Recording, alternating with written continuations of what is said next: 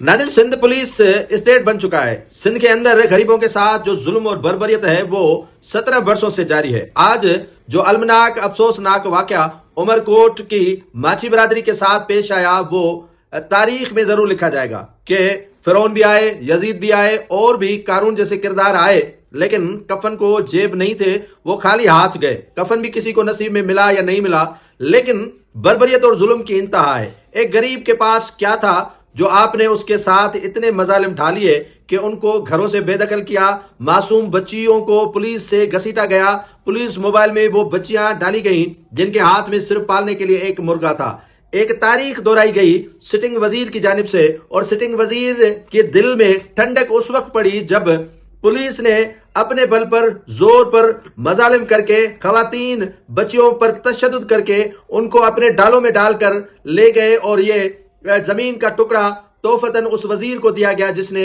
ये घर खाली करवाए थे।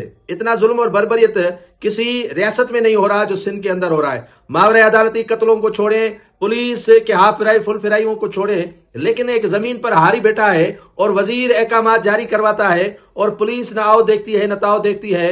रमजान मुबारक के बाबरकत महीने में यजीद का किरदार जो है वो अदा करते हुए इन गरीबों को घरों से बेदखल किया जाता है। तो पुलिस स्टेट बन गई है। ये उमरकोट तो क्या, सारा सिंध उमरकोट बन चुका है। और उमरकोट में आपने देखा होगा कि पुलिस के जुल्म और सितम का शिकार एक डॉक्टर भी हुआ था जिसे जाली जुड़तू मुकाबले में कत्ल किया गया, और इसी पुलिस को हार पहनाए गए। मीरपुर खास में पुलिस को तमगे दिए गए। तो ये पुलिस के जुल्म और जबर पता नहीं कब रुकेगा।